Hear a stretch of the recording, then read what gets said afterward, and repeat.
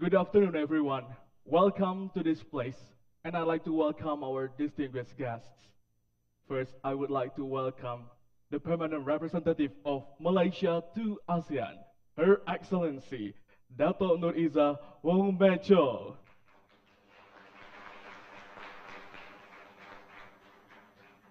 Deputy Minister for Marketing at the Ministry of Tourism and Creative Economy, Nimade Ayu Marthini.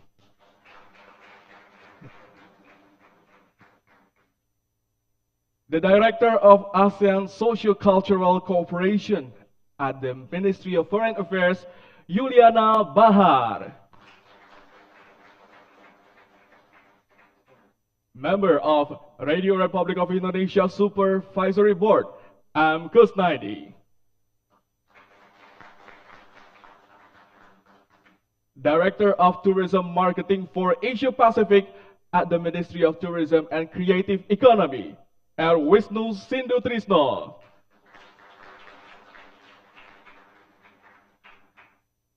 The head of RRI stations in Jakarta and West Java.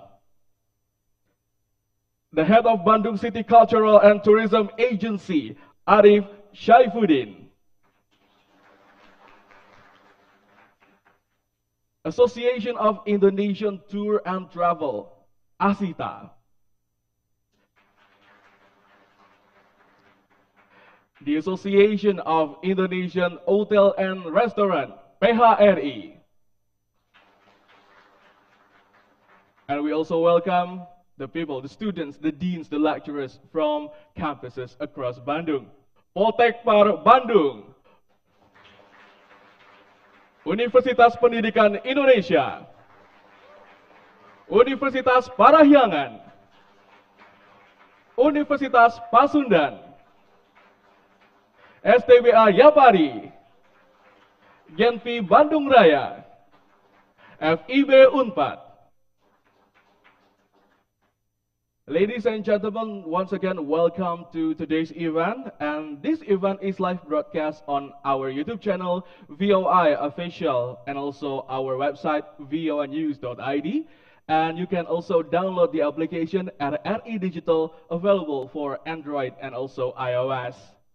And today, the event will be hosted by our colleague Daulat Pane, and the Diplomatic Forum will be discussing about ASEAN as a single tourist destination, its opportunities and challenges. Ladies and gentlemen, ASEAN is so wealthy in culture, and this culture can be mixed with literally everything. And proudly from Bandung, we have the mastermind who would like to bring Angklung to the next level.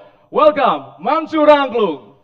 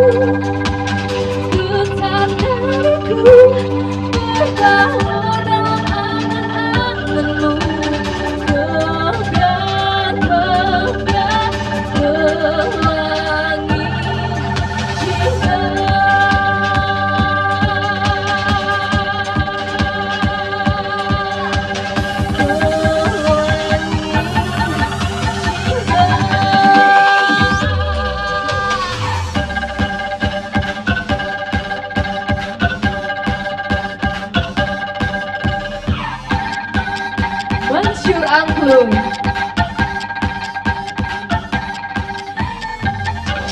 Dan DJ Henry.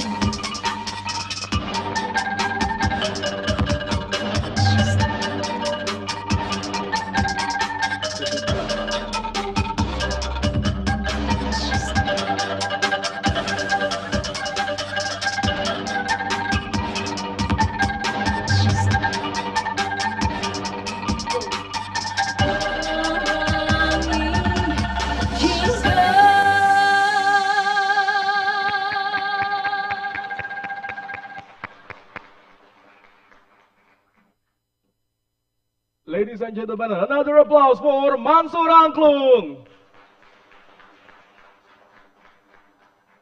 It proves that actually Angklung can get to the next level, and of course ASEAN is going to the next level in terms of tourism. But before we continue or have more detailed talk about this, I would like to invite the director of Voice of Indonesia, Sulaiman Yusuf.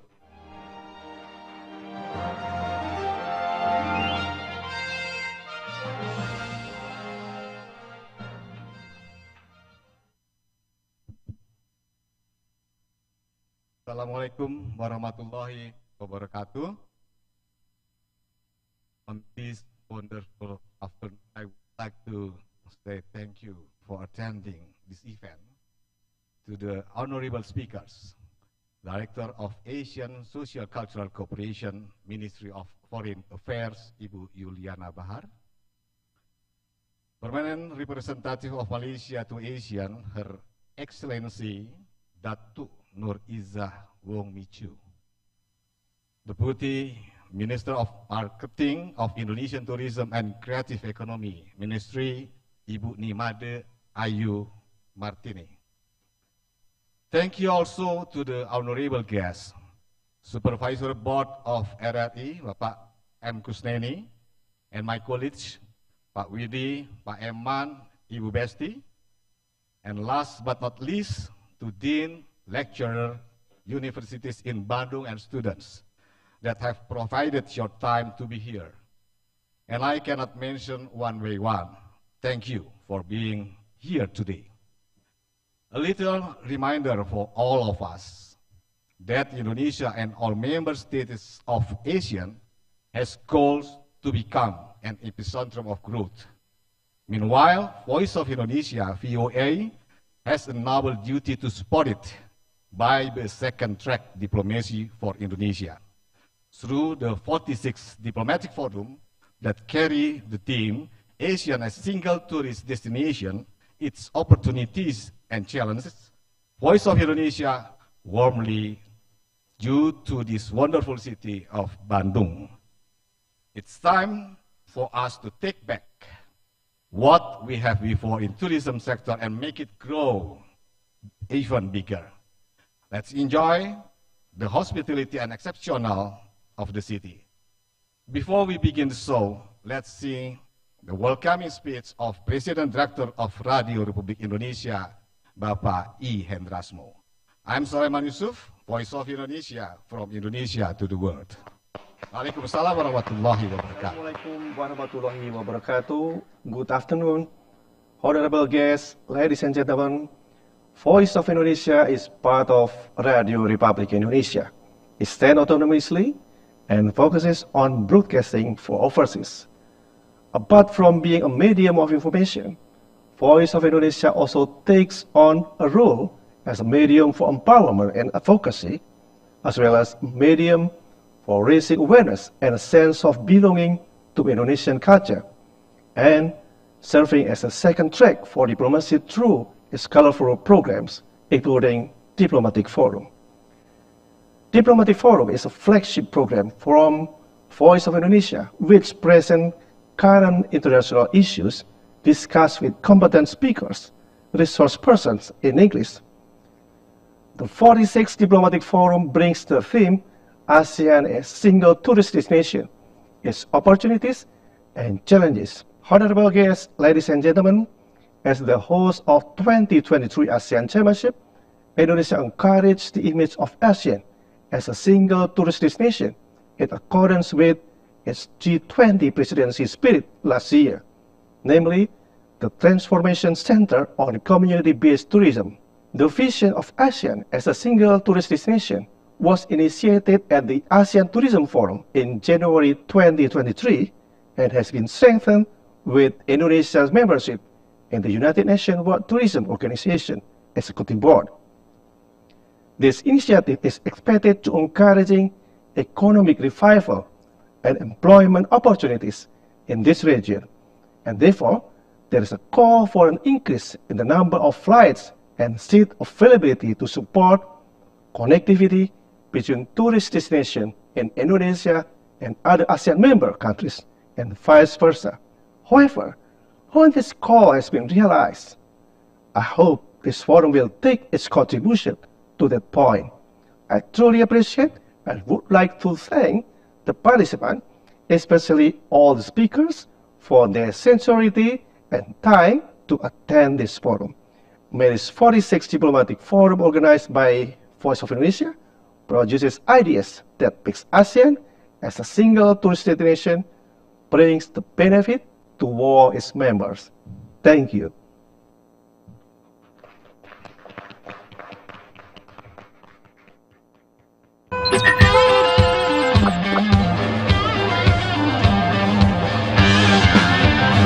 The best is what we serve every day.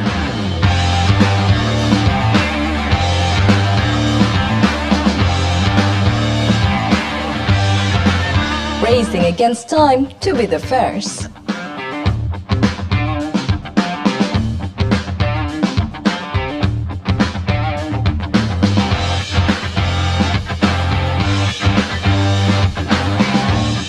Gathering the latest update from trusted resources. Bringing you various events in 9 languages.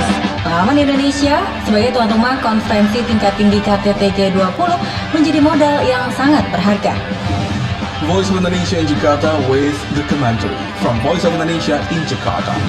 リスナーの皆さん、インドネシア風です。これでインドネシア風を終わります。 Liebe Zuhörer, gelesen von Si Unen. Bonsoir à toutes et à tous. Merci de votre fidélité. À demain. Beste luisteraars, ik ben weer terug in het programma Diversen in het ASEAN.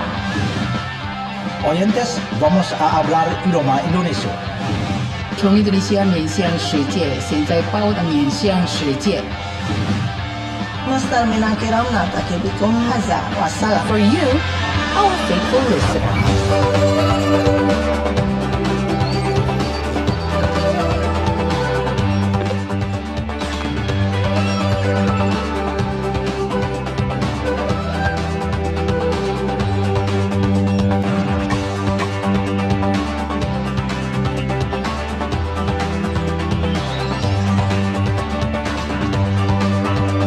Voice of Indonesia from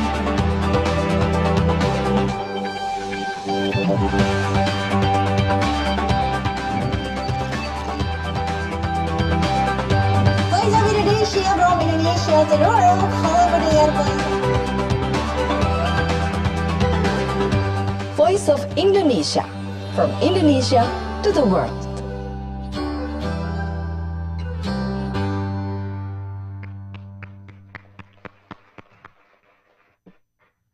Ladies and gentlemen, you are still in the Diplomatic Forum, and I would like to tell you that we are inviting you to actively join us, participate in this forum by directly give us the question to the speakers in the front, or maybe your opinion about the matter we are discussing. And now, I would like to call the host of today's diplomatic forum, Daulat Pane. Daulat Pane is a senior journalist of The Voice of Indonesia. He has been assigned twice at the KBS or Korea Broadcasting Service in 2006 and 2015, covering various national and international events, both in Indonesia and foreign countries. And everyone, here is Diplomatic Forum. From Bandung, West Java, Voice of Indonesia presents Diplomatic Forum, a talk show analyzing strategic issues and global perspective. From Indonesia to the world.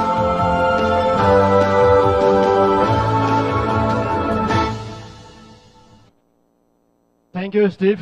Assalamualaikum warahmatullahi wabarakatuh.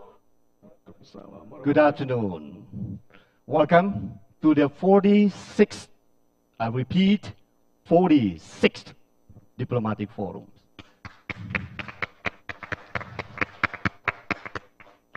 You can imagine if we organize this 4 times a year, or just say 5 times a year, so how many years is already this Diplomatic Forum?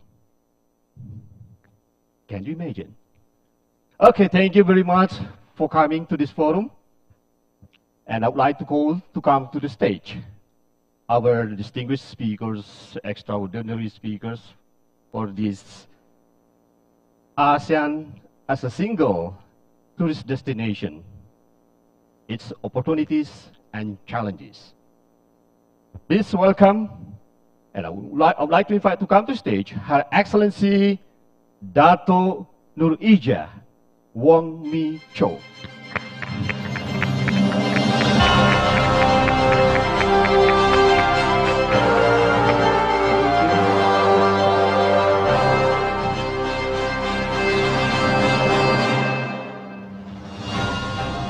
And also, I would like to invite to come to the stage Ibu Nimade Ayu Marthini.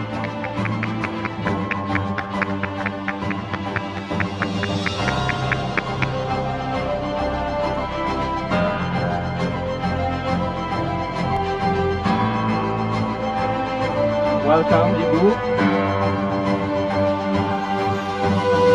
The next speaker, please welcome Ibu Yuliana Bahar.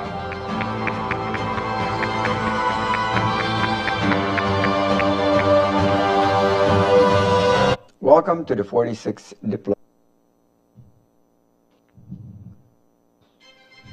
Ladies.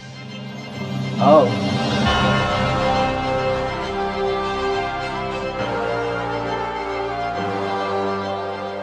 What a heartbeat. I am today surrounded by 3 beautiful, wonderful, extraordinary ladies. Please give applause. Please sit down. Yeah, Ibu Izzah Wong Cho. She is the permanent representative of Malaysia to ASEAN. Welcome, Ibu. And Ibu Made is the Deputy Minister for Marketing of the Ministry of Tourism and Creative Economy. This is our, maybe, I cannot count, maybe several meetings, Ibu Made, right? Yeah, nice to meet you again, Ibu Made. And also Ibu Yuliana Bahar. She is the Director of ASEAN Socio-Cultural Cooperation Ministry of Foreign Affairs. Welcome, Ibu Ana. Can I call you Ibu Ana or Ibu Bahar? Ibu Yuliana Bahar? Yeah, it is more intimate, I think. Okay, before we start this, I have a infographics here. And on November 2002, as we know that the ASEAN Tourism Agreement was signed at the 8th ASEAN Summit in Phnom Penh, Cambodia. Okay, Ibu, you have that graphics info. Yeah. And this agreement further underscore the ASEAN's commitment to engage with the private sector. Do we have private sectors here? Do we have private sectors here this afternoon? From ASETA, for example, Where is Asita? Okay. PHRI. PHRI. Sundadi. PHRI. Okay. Okay. Good. Give a big applause. Come on. Yeah, Ibu Made, Ibu Cho, and Ibu Yuliana here today, also together with us, our future human capitals from the students of universities. Yeah, how are you, adik-adik? How are you, adik-adik? Oh, very shy. Uh-oh, this is not good. How are you? You sure? Apa kabar? Kumaha damang? Okay, so back to the agreement that the ASEAN member states commit to cooperate closely in facilitating intra-ASEAN and international travel.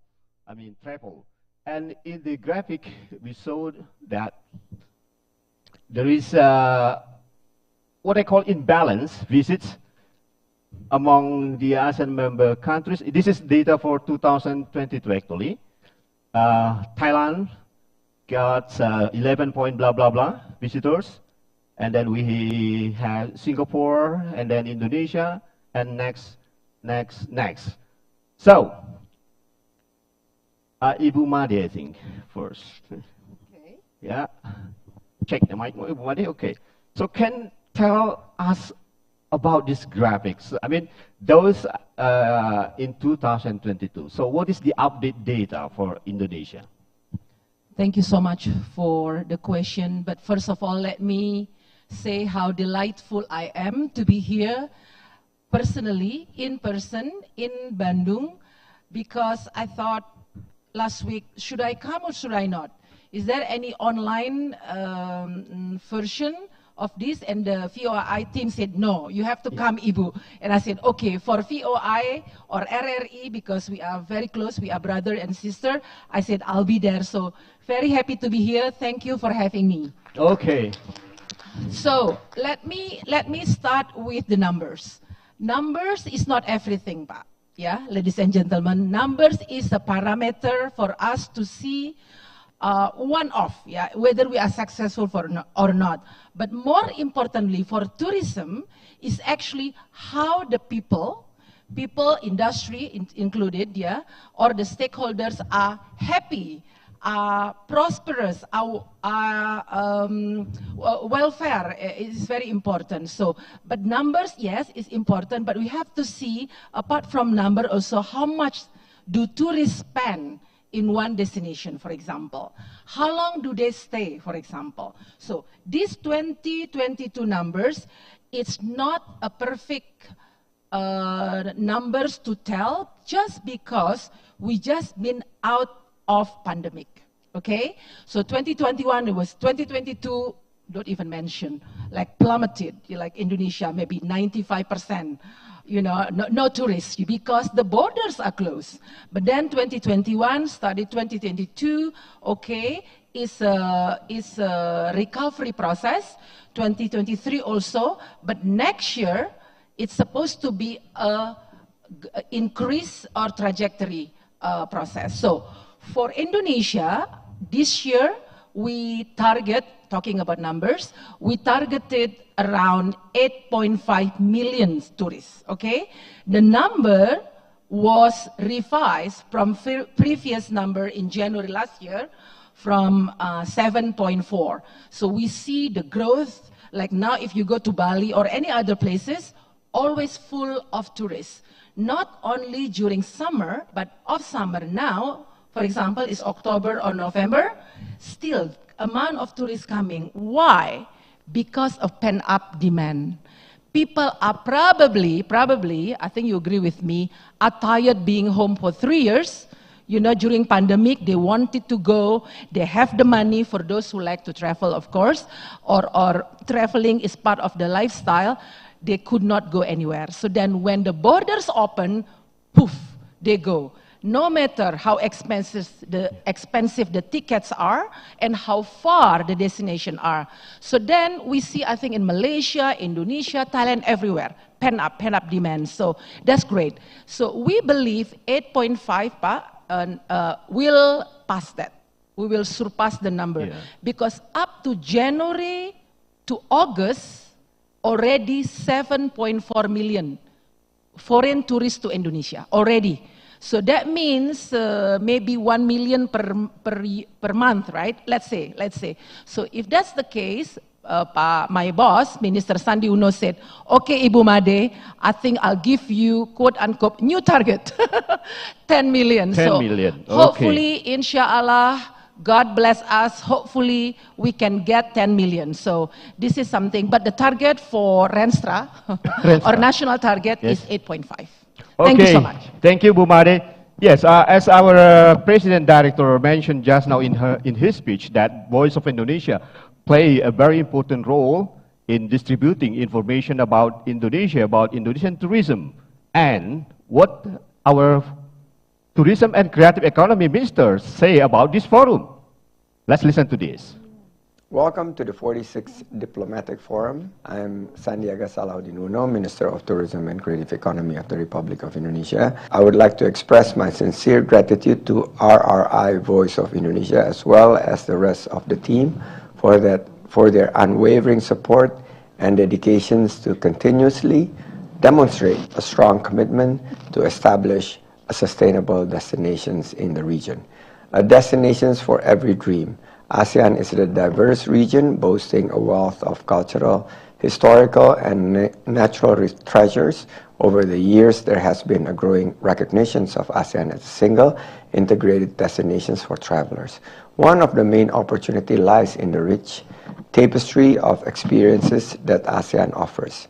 The idea of ASEAN as a single destination promotes easier cross-border travel, allowing tourists to explore multiple countries in a single trip.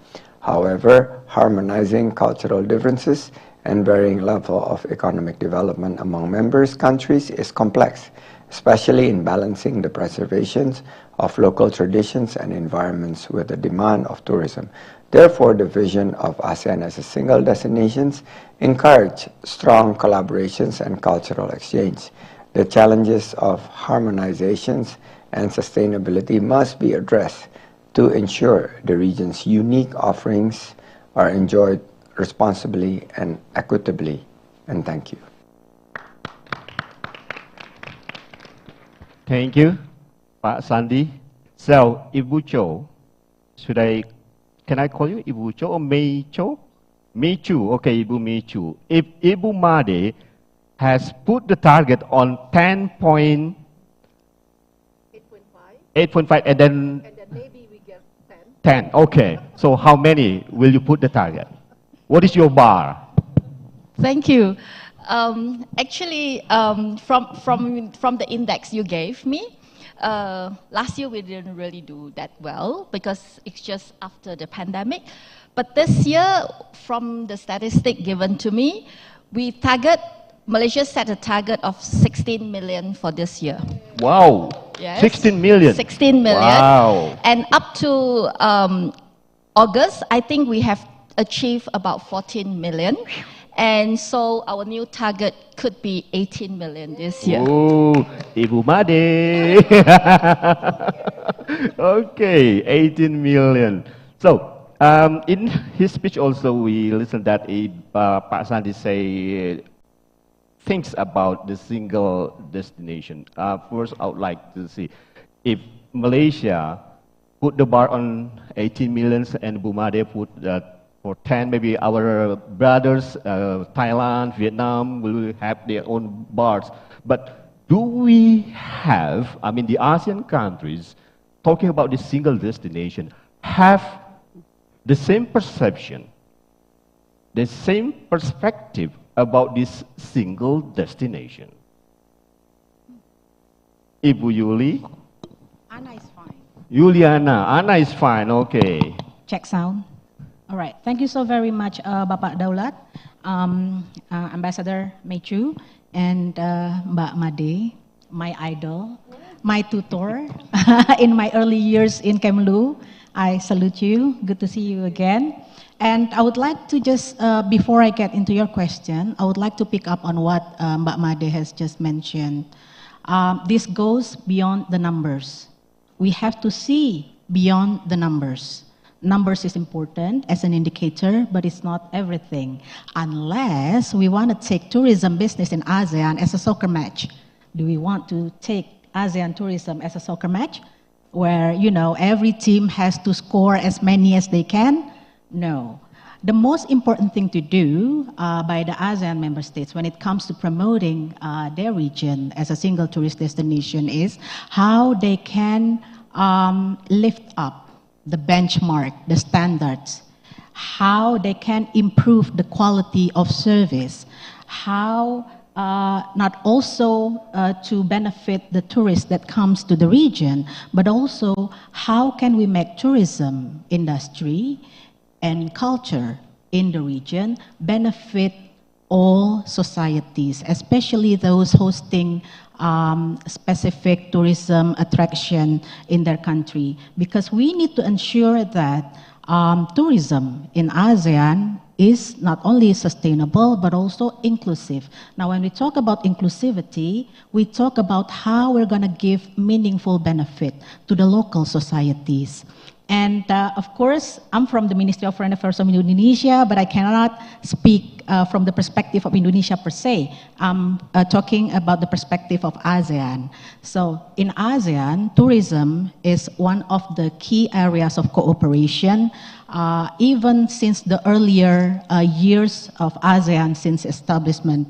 And since that, the normative and institutional development of ASEAN when it comes to tourism sector and cooperation has been developed vastly. But then, of course, pandemic situation happened. So now the focus of the ASEAN sector, ASEAN tourism sector, is how we can pick up the pieces and recover stronger, and we make the tourism industry in the region more prepared, more resilient. I hope that answered to your question earlier. Thank you. Yes, thank you, Bu Ana. Micho, so what do you say about this perspective? I think, again, number is not everything. Okay.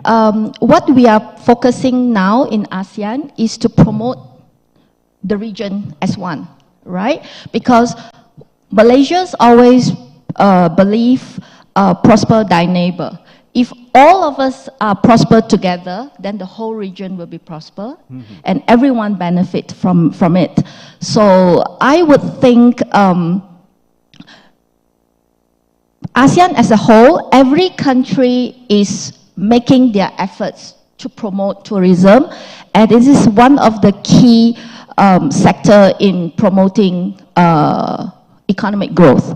So in this sense, I'm pretty confident that ASEAN is unique in terms of tourism. We have a lot of things to offer as an individual country and as a whole, as one big family, an ASEAN family. So I wouldn't say, I mean, we do have some challenges, but that, again, I'm pretty confident we can do a lot more together as one big ASEAN family in promoting tourism in this sector. Yeah. Okay, Ibu Made, it's already, Bu Ana already mentioned about sustainability, inclusiveness. So how this is, I mean, going on, the progress for today? Yeah. Okay, this is very important question to us and raise. Why? Because post-COVID, the preference, the behavior of tourists change, okay? Pre-COVID, they go in groups, they go in mass tourism, but post-COVID, they want to be a bit, they look for, pre-COVID, they look for sand, what is it, like sun, sand, and what else? One more, 3S. But now, serenity, wellness, sustainability. This is what they're looking for, meaning they look for quality. because I think people or tourists are aware how important it is to preserve and maintain the planet, yeah? Not only look for profit, but you must make sure that you preserve the environment, and plus you are giving back to the community, to the people around. So this is the whole concept. In Indonesia, we call it Trihita Karana, right? Yes. Like in the term, international term, they call it sustainability. But now, for Indonesia, it's even beyond sustainability. We call it regenerative tourism. Regenerative tourism, what is it? Meaning, tourists want to go and visit a place to make it a better place than when they arrive there. For example, you go there and you plant, for example, trees in the forest. You go and you release tukik. Tukik is, what is it? Tukik is the... Small turtles. Penyu apa penyu? Turtles. Tortoise. Yeah, the babies, turtle Okay, babies, the baby, tukik, okay. what we call it, right? And then coral reefs, a lot of bleaching now because of the, not because only the bombing, but also the global warming. So lot of beach or coral bleach, but now we go there and plan. This is something I think a lot of tourists now are looking for, and for the industry, this is the new thing. Sustainability, regenerative tourism, you have to sell the package that up to the new behavior of tourists, and they're willing to pay premium price, they don't mind. So this is what Indonesia is going to do a lot, and I think for Indonesia, I think Malaysia also the same, because we are in the equator, in the tropical area, we have flora, fauna, abundant, 17,000 island, we can do it. So this is the new thing that we should do, and sustainability is so important for energy conservation and preservation, water, waste management, and if not, it's not going to be sustainable. People are not going to visit the destination because it's rusak, kaput, yes. Damage. So that's what I would like to underline, Pak Dolat. Thank you. Thank you, Bu Made. It seems that this dialogue, this conversation is going heat up now. But before we go to the second segment of this dialogue, let's listen to this verse. This diplomatic forum is brought to you by Voice of Indonesia.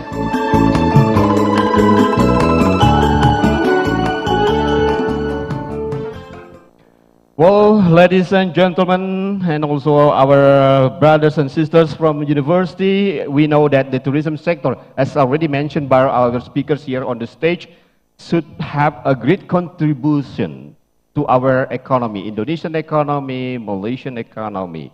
And many foreign tourists, Indonesia put the bars on about 10 million, and then 8.5, and then 10, and then Malaysia 18, blah, blah, blah. Means that many tourists comes to ASEAN, to Indonesia, to Malaysia, and they will come again. And to know about what they say about Indonesia, we have some students from Australia and England. I have been to Indonesia 3 times and had some super special experiences. One of the highlights would have to be learning how to make klepon and gado-gado while travelling in Gili Air. But I was in Komodo the other weekend, managed to see a Komodo dragon, which was incredible. And the Flora Sea is just, I mean, it's breathtaking. Absolutely would recommend it to anybody visiting the country. I've done already 3 trips to Danau Toba. I think it's amazing and beautiful because of the landscape, the crater and the lake. I love it, hope you go too.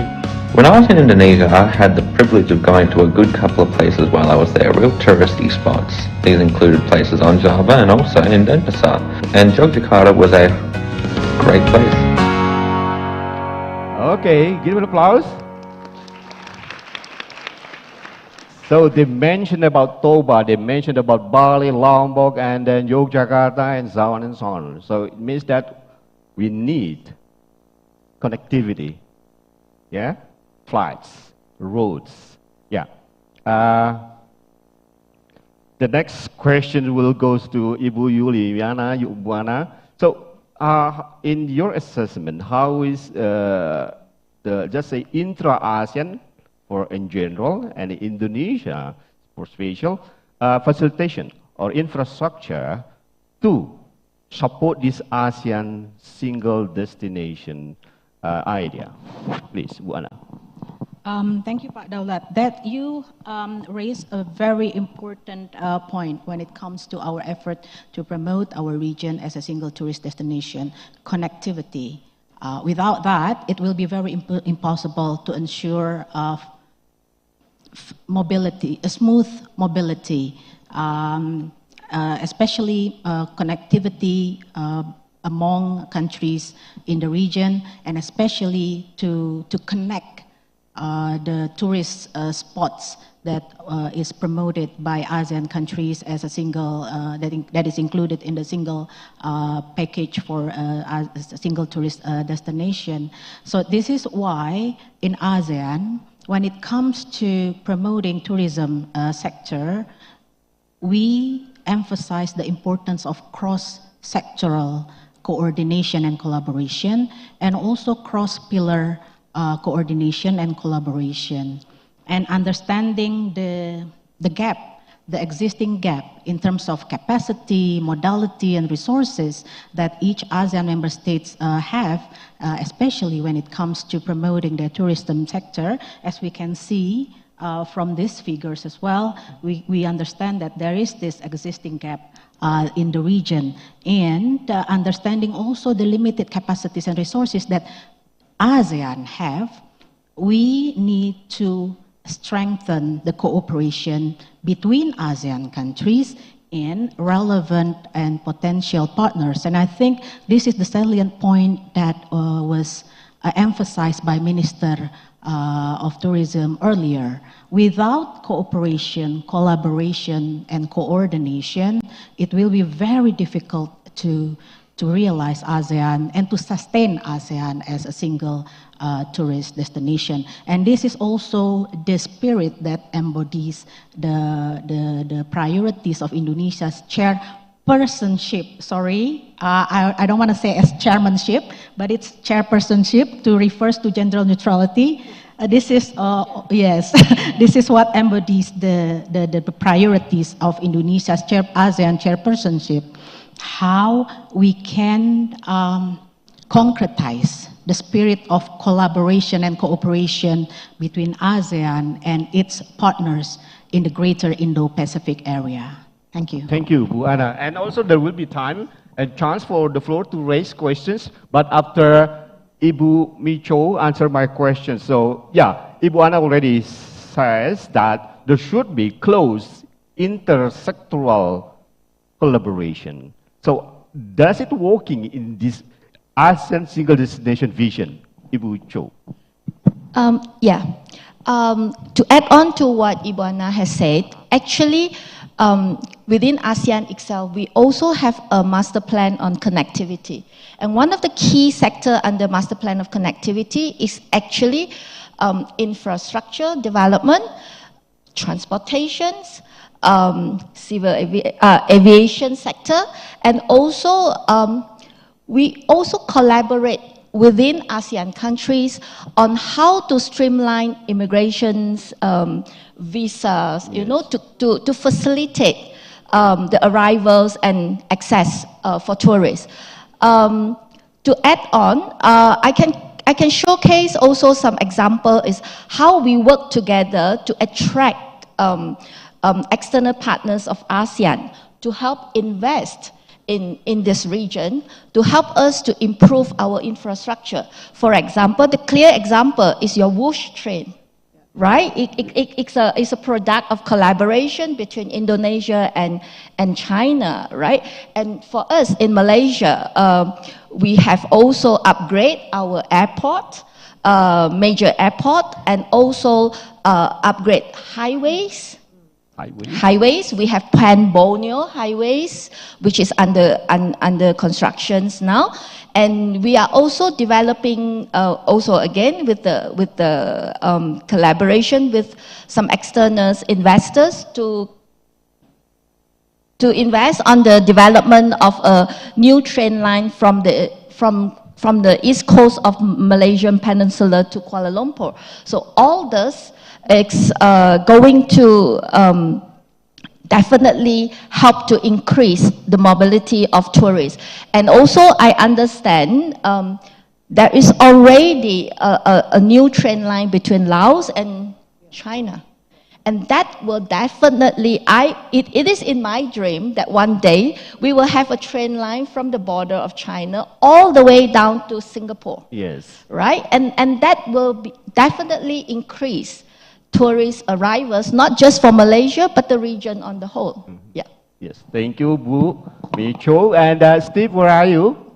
Okay, Steve. I would like, we will have a, gift from the Teras Nusantara for those who are raising their hands and raise questions to our speakers. Okay?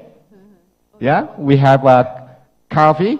This is what we call the product of UMKM here, what of micro, small, and medium enterprises, which is very related and supported by our, tourist program. Yeah, we have coffee here. And you can find this in Ibu Micho in Johor, Malaysia. You can buy this in Johor, Malaysia.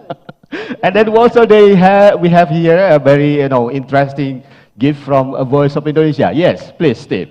Yes. And before we would like to invite the students or the audience here to join in the dialogue, I'd like to mention two names.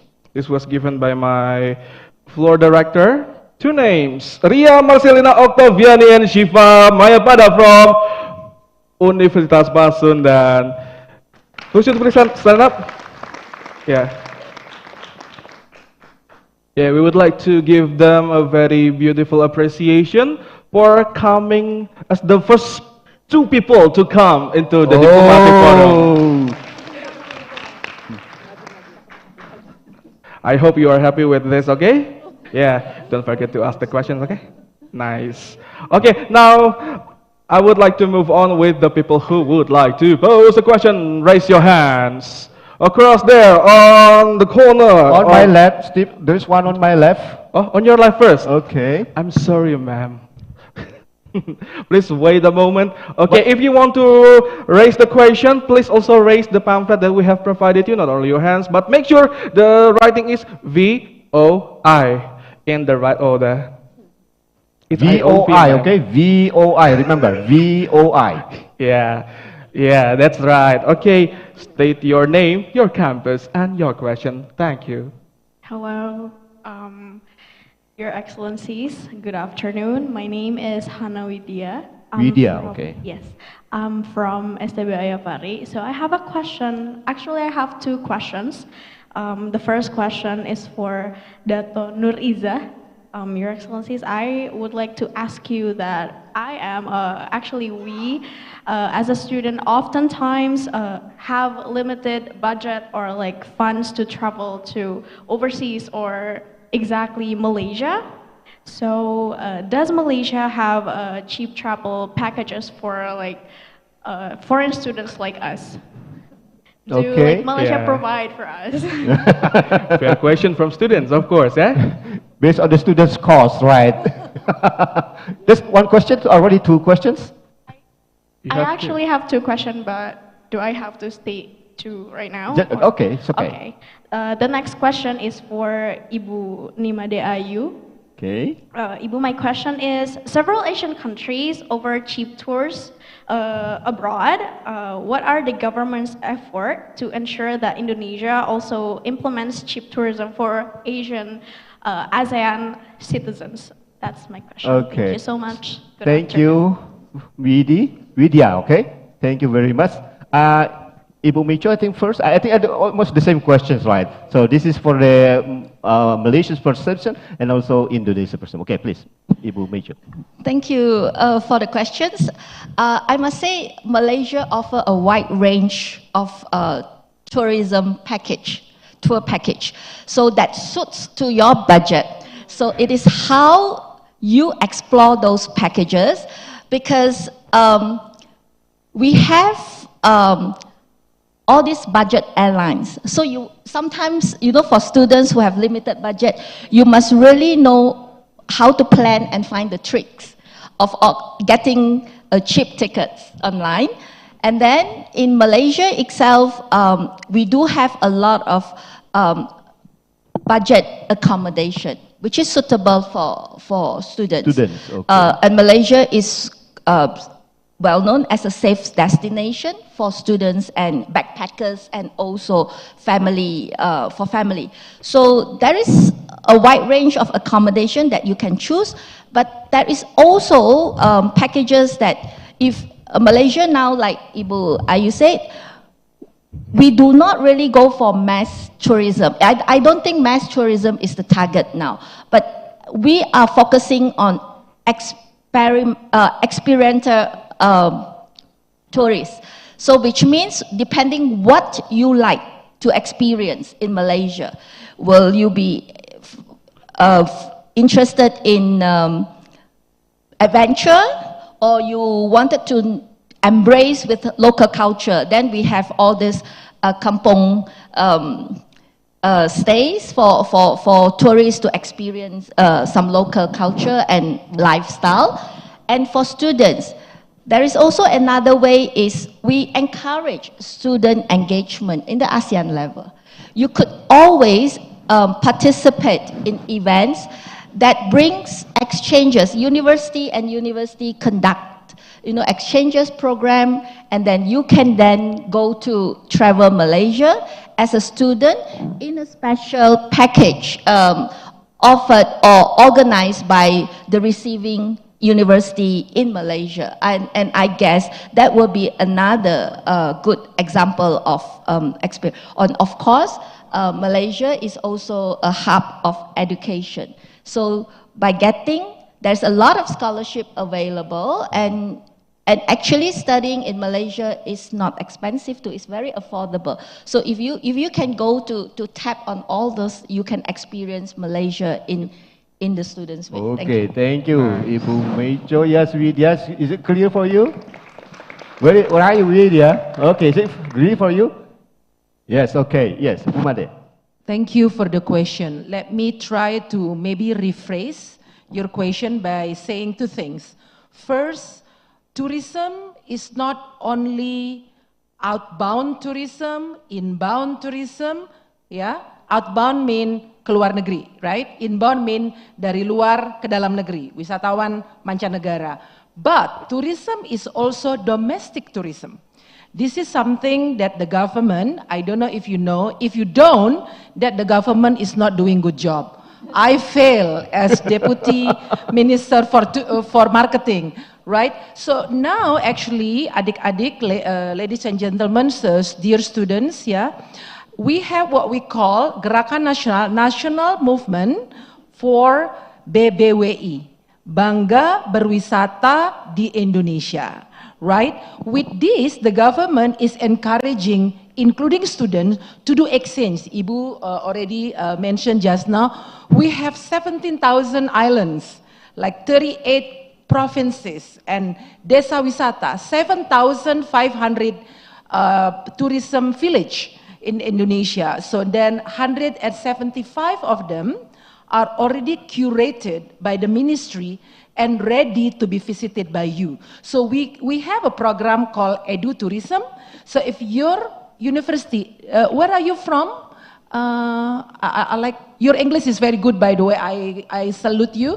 Where are you from again? Sorry, which university? What university? May I have a microphone for that? I'm from STBA. STBA. Sekolah Tinggi Bahasa Asing. Bahasa Asing. Oh, no wonder. Big applause. So if your STPA is interested in visiting other part of Indonesia, our ministry, I have my team here, Pak Wisnu, can you raise please? He is my director in charge of Asia. Yeah, he can help. Then my other director doing domestic tourism also can help and do the program of edu-tourism, right? So for international tourism or ASEAN, I think Ibu Ambassador just now mentioned, that's a good way to do it. You can go to Malaysia or other ASEAN countries, and other ASEAN countries come to Indonesia also. And maybe by way of information, I'd like to share here, every year, we have what we call ASEAN Tourism ATF, yeah, ASEAN Tourism Forum, every year. So this year was in Yogyakarta because Indonesia is the host, still the host, yeah, until December, is it? Until December, yes. And then we have what we call ASEAN Expo, right? AFEX, right? Apa namanya? ATEX, ya? Oh, TRAFEX. TRAFEX.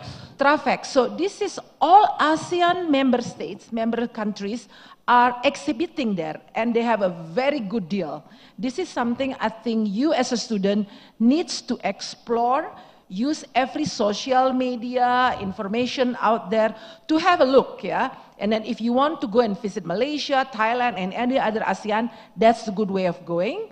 Or you can go to OTA. There are a lot of online travel agents that have good package. Or the travel agent like Asita Fair, Astindo Fair, PHRI, and so on and so on.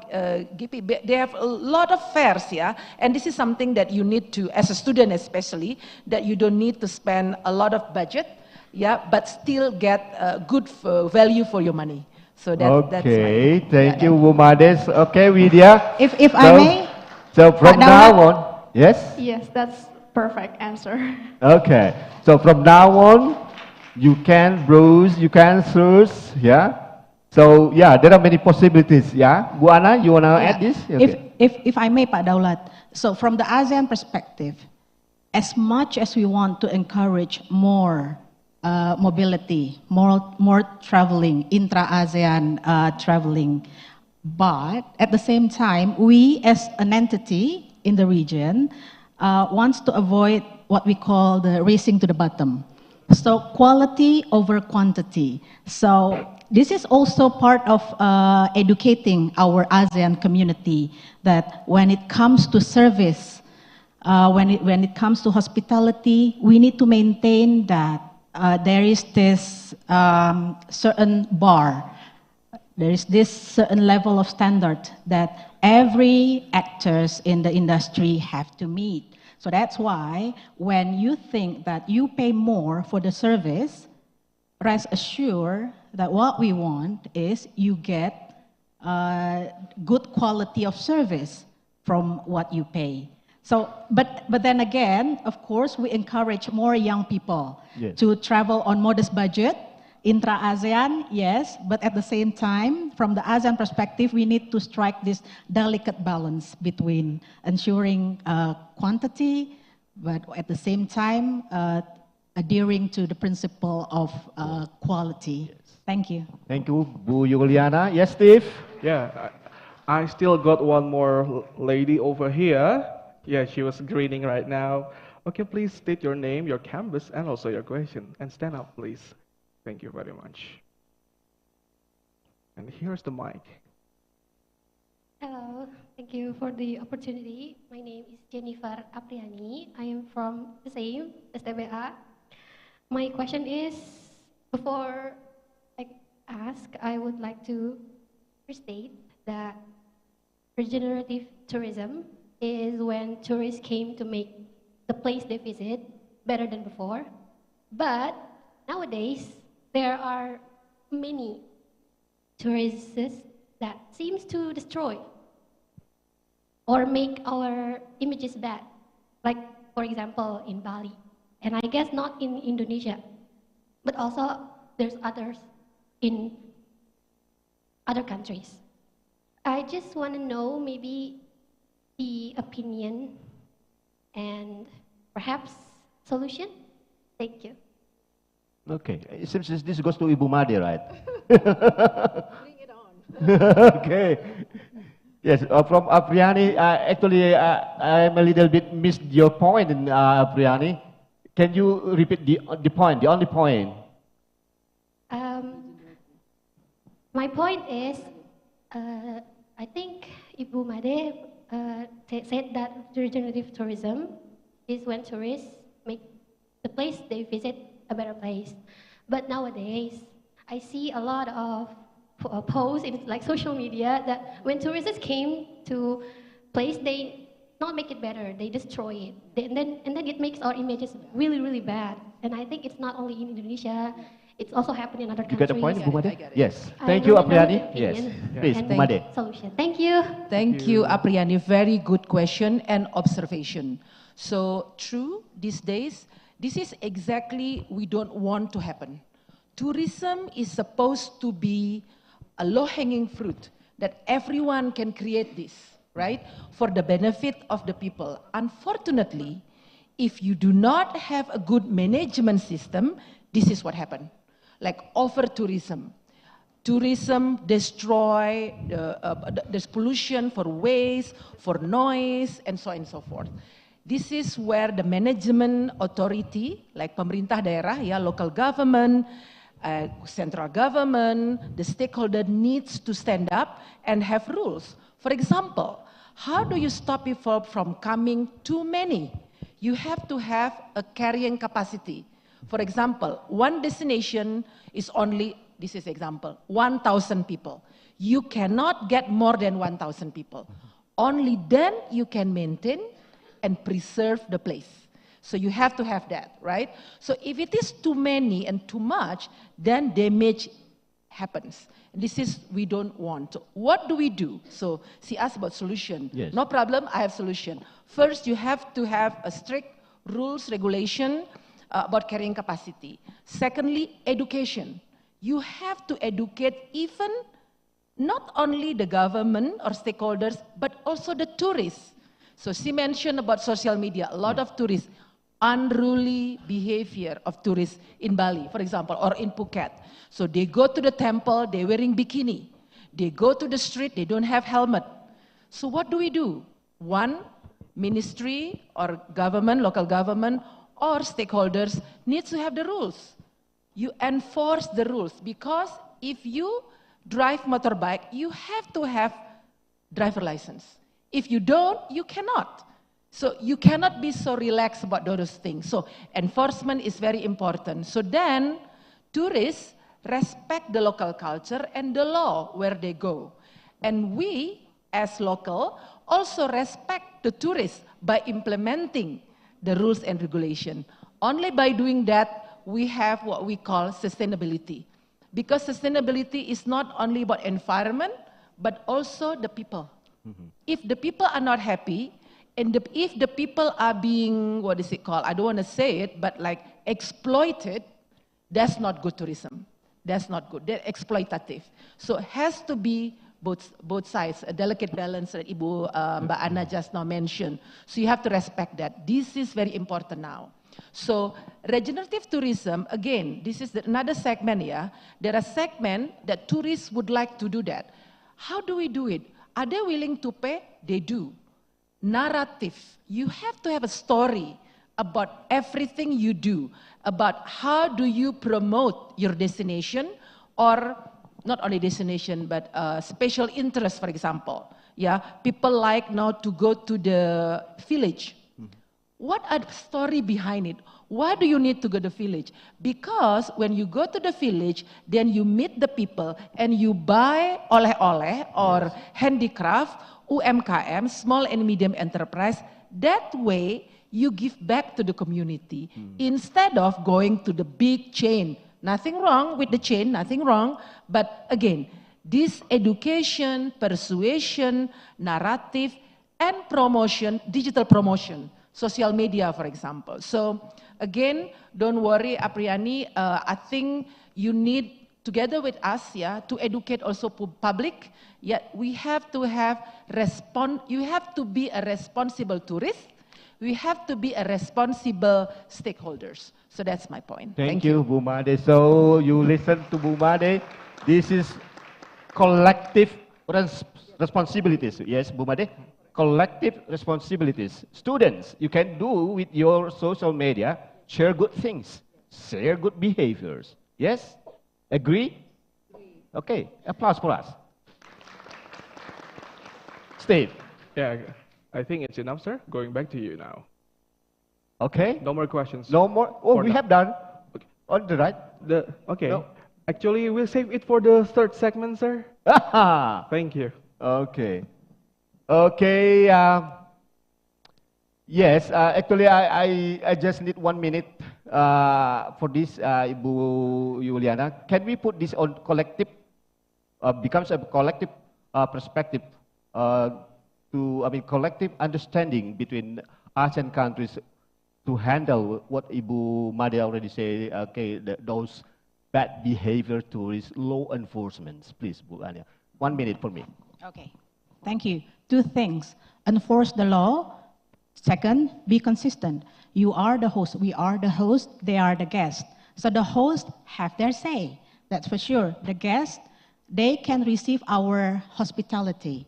They can receive our generosity, our good service, only when they respect us. When they don't do that, and they break the law or regulation or whatever, we enforce the law. And be consistent. Thank you. Okay, thank you, Bu Yuliana. Very big applause for our speakers.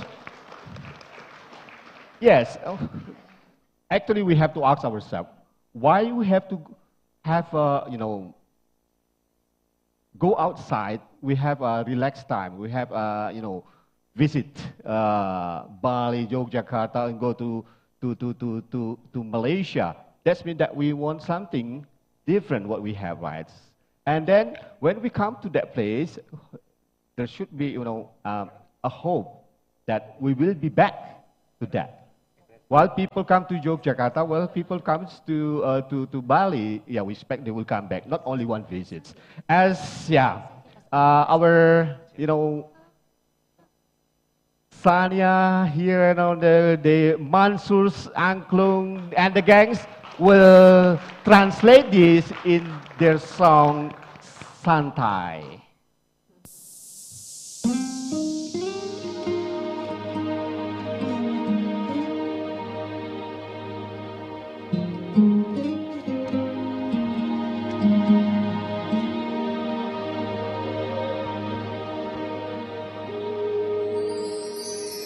Setiap malam aku selalu merenung, terbayang dapat menyentuh wajahmu. Ingin ku ulangi sekali lagi rasa indah yang pernah ku alami. Ku rasakan kehampaan, ku inginkan kehangatan.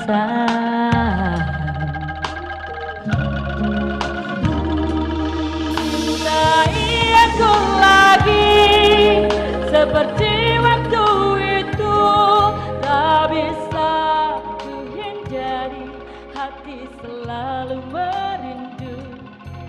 Sayangi aku lagi, tak mampu ku sendiri tanpa hadirmu, tanpa cinta.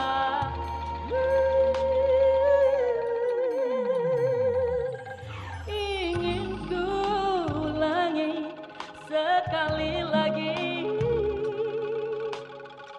rasa indah yang pernah ku alami.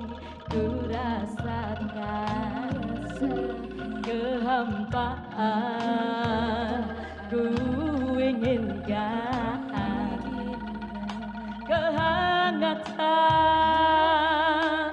Oh, cintai aku lagi seperti waktu itu, tak bisa ku hindari, hati selalu merindu. Sayangi aku lagi, tak mampu dirimu tanpa cintamu.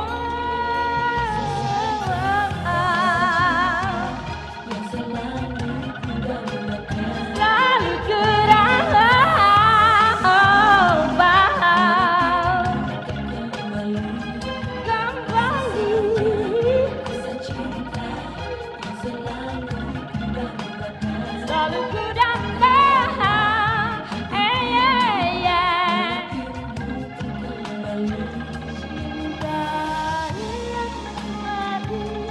You know this song? You wanna sing with me? You can sing. Please. Please, please, please.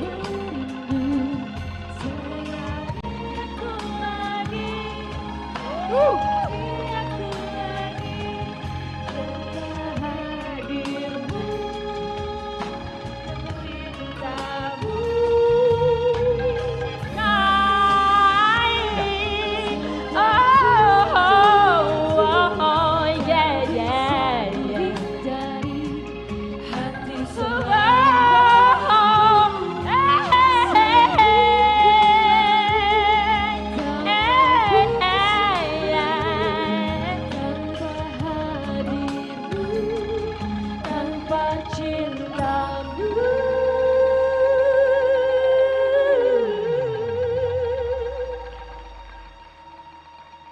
Thank you. Good afternoon, ladies and gentlemen. Welcome to Diplomatic Forum ASEAN 2023. Hope you guys enjoy. Yes. All right, and now I would like to introduce myself. I'm Sania, and obviously I'm a singer. And also, well, I would like to introduce my friend, my best friend today. I would like to introduce most talented guy, young guy. All right, please give it up for Manshur Angklung. Thank you. Also, I got Mr. DJ in the house. All right. Please give it up for Henry. Thank you so much. Also, I got beautiful lady, only one lady in. Please give it up for Salma. She's my backing vocal today. And yeah. Also, I would like to thanks to Voice of Indonesia for having me. Yeah. And also, thanks to all the speakers. Beautiful, beautiful speakers. Also, honorable guests from Malaysia. Yes. And also, all beautiful and handsome students from all different university. Tepuk tangan untuk kalian semuanya. Saya tahu kalian bahasa Inggrisnya wow banget. Saya mencoba sekarang jadi, aduh, pengen juga belajar bahasa Inggris sama kalian. You have good English, Sania. All right. You have good English. Oh yeah, thank you so much. All right, well, now I'm not going to talk too much anymore. I'm sorry about my voice because I got coughing right now, so it's a little bit falas kalau kata orang Indonesia. Maaf ya. All right then, the second song is gonna be Santai from my first debut album, Santai Saja. Please give it up from Manshur Angklung, yay! If you wish to dance, can dance, please. Woo! Siapa yang tahu lagu ini? Yeah, like that.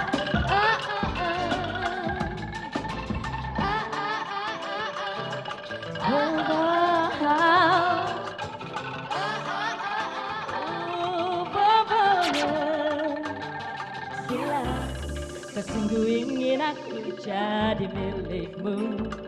Perlu waktu yakinkan aku. Bukan ku buat susah, tapi hidup memang sudah susah. Aku hanya ingin lihat seberapa besar keinginanmu. Everybody can sing. Santai saja. Yo masih banyak waktu tersisa. Santai. You know this song? A little bit. Oh, good. Mudah untuk bicara cinta bla bla bla. Tunggu saja nanti apa jadinya. Bila maumu hanya cari teman, senang-senang aku juga bisa have fun.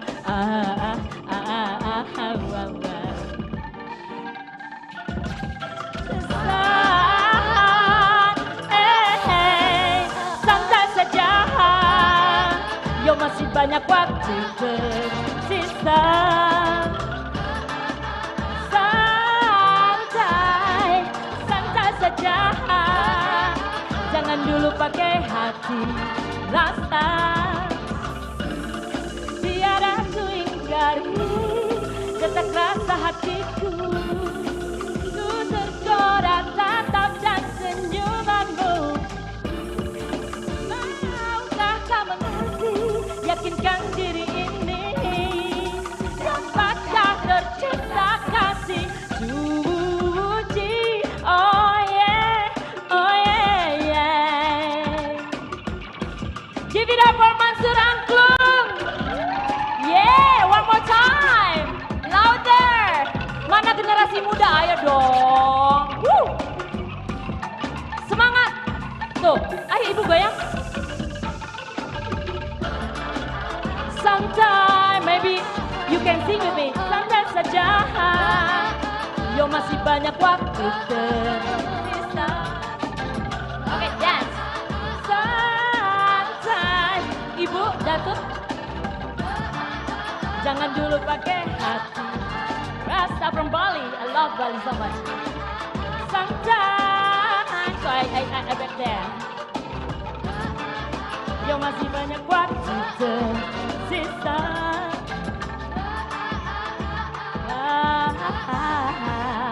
Santai saja. Jangan dulu pakai hati rasa. Santai, santai saja. Yo masih banyak waktu tersisa.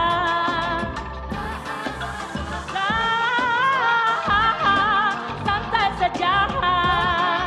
Jangan dulu pakai hati rasa. Oh, oh, oh, yeah, yeah, yeah, yeah. Woo. Thank you so much, Voice of Indonesia. This Thank you so diplomatic much, forum is Radio brought to you Republik by Indonesia. Voice of Thank you for Indonesia. having me, and I have beautiful opportunity today. And God bless you. I This love you all. diplomatic Thank forum you is so brought to you much. by Thank you. Voice of Indonesia. Thank you, guys. Thank you so much.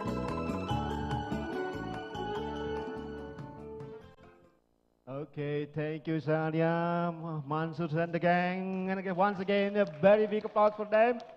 Santai, get relaxed. We need this at this time, right? I still remember what Yuliana mentioned just now. That's about quality and quantity. As we know that, Indonesia has a policy that, let's say, reducing the free visa. Ibu Made, just this free visa only for ASEAN countries. So it means that in terms of numbers, quantity, we can say that the number of tourists come to Indonesia will no, less in terms of quantity. So what about quality? So why we should take this policy? Will be later, Bu Yuliana. Thank you. So as I said earlier, tourism is, yes, it's about numbers, about spending, about time. Yeah, how much time they spend in one destination. So these three are the parameters for us to see whether we are successful or not. So in terms of numbers, we all know, yeah, 8.5%, 8.5 million target. In terms of spending, this is something that we would like to raise. Yeah, at the moment we have around $1,500, sorry, $1,500 spending per tourist. Right, so we would like them to spend more. Yeah, how do we do that? So events, for example, and this is why we say that event is event-led recovery. During COVID, after COVID, we did a lot of events in Indonesia, sport event, cultural events, music, performance, and so on and so forth, because we believe it will bring tourists, it will bring crowds. When they get together, they spend. They spend for ticket, they spend for food, they spend for merchandise, and so on and so forth. So our target for this year is $10 billion for revenue, like foreign exchange, for tourists, foreign tourists, But again, Indonesia is huge country, 275, even more now if you count, 275 million people. When they travel, we also have target for Indonesian traveling in Indonesia, 1.2 billion pergerakan, what we call, of movement. 1.5 billion pergerakan or movement through MPD. So mobile phone, your mobile phone knows where you are. For example, now I took Wush from Jakarta here to Bandung. They count as one movement. I contribute to that target. One movement. Because you have to be away from your kabupaten or district, right? So you have to be away more than 6 hours, and you have to be not commuting, because I'm not commuting. I came here to attend this event. So that count as one trip, okay? But you have to return. You cannot stay here. Jakarta, West Java. Jakarta, Bandung, Bandung, Jakarta, one. So Okay. as long as you also included. So many of you from Jakarta or other cities who here today are contributing to the domestic tourism, what we call. So this is very important. So with 275 million people living in Indonesia, meaning one Indonesian needs to travel at least 6 to 7 times a year. I think for us here, it's more. Ibu Ana, Mbak Ana, in particular, because she's from foreign ministry, she travels a lot. So that's include. Oh, I don't know if you travel overseas or not. Overseas doesn't count. That's different. If you travel Indonesia, so that's very important. Okay. So spending is important. Not only numbers, but spending. Because by spending money, of course, meaning you give back to the people, the community, the economy. This is why our Bureau Statistic and Bank Indonesia are very interested in seeing the movement of people from different kabupaten. The event that we have, sport event, how many? Or concert, there is Sela on 7 concert, for example. This is an example. I think, oh, maybe it's too old for you. So who's the most famous singers now? Leodra? Yes. Nikki is too international. Maybe Leodra, okay. Leodra. So if she have concert in Jakarta, will you go? Will you go? Yes, right? You pay ticket, you travel to Jakarta or Bali, and you are tourists. And this is something that government do. Ministry of Tourism and Creative Economy has 110 events that we curated all over Indonesia. Every month. Please have a look at our website, indonesia.travel, okay? If you need to visit, events or cultural events, sport event, please go there and help the government to spend, I mean, it doesn't matter how small you spend. You as a student, if you don't have much money, that's fine, but by traveling, you already contributed. So, and then, in terms of time you spend in one destination, this is something, back to the point earlier, Pak Daulat, as ASEAN, as single destination, this is something that we need to do.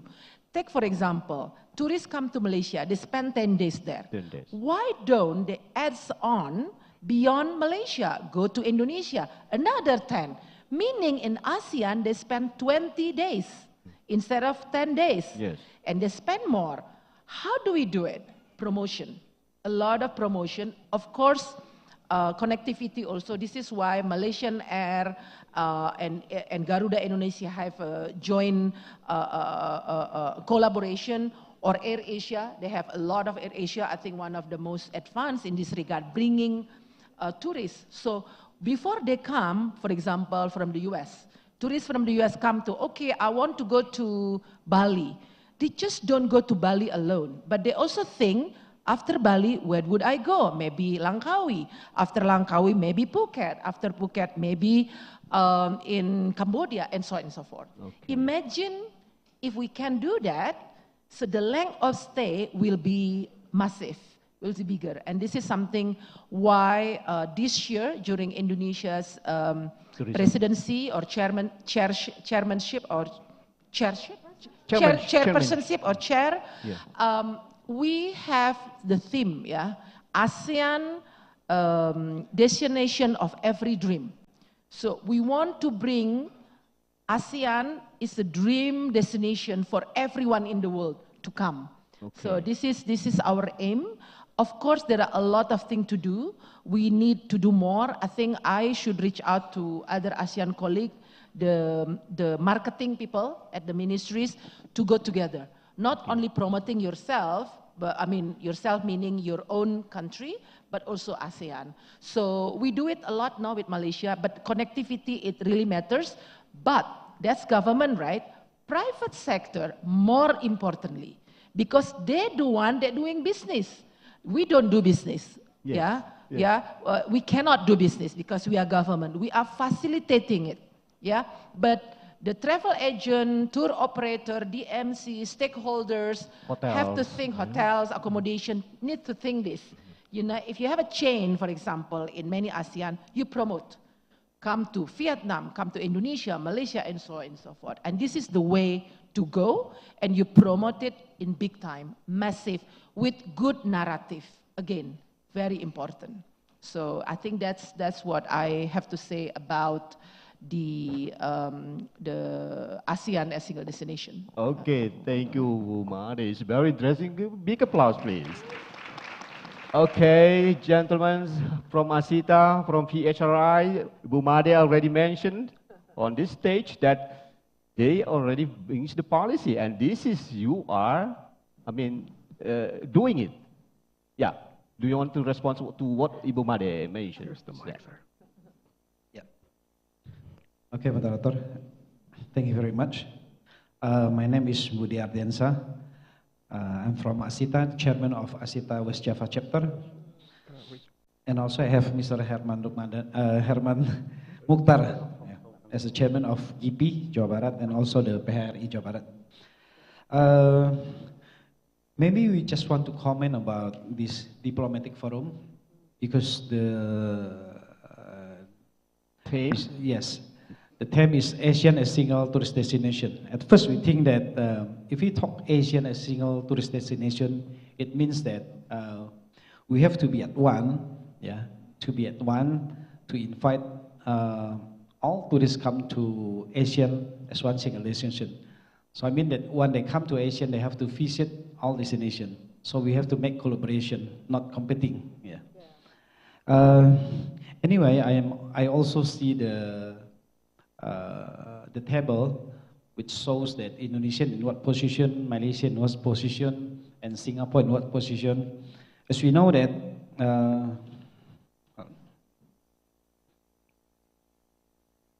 I just want to comment that for Indonesia itself, because like Ibu Made said, we have we have a huge population, 270 millions.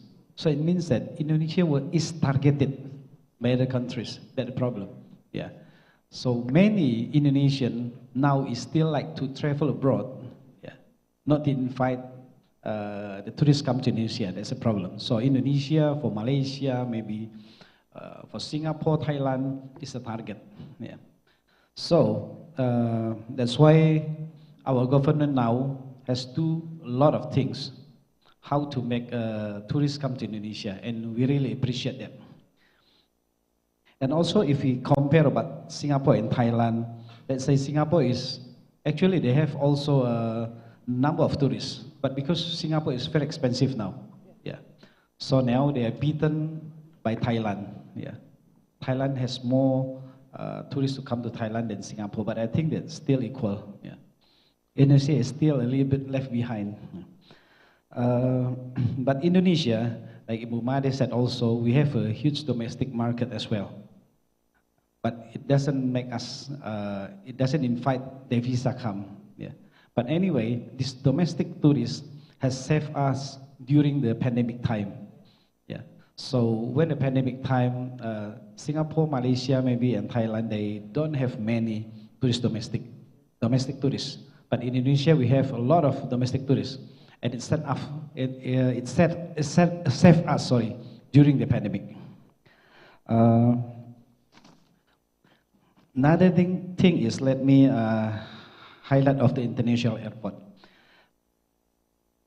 On one side, we still think to make tourists, more tourists come to Indonesia.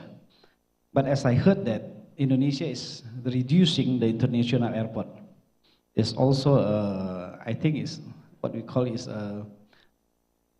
maybe a little bit different, yeah. On one side, we have to invite more tourists come to Indonesia, but the other side, we reduce the international airport.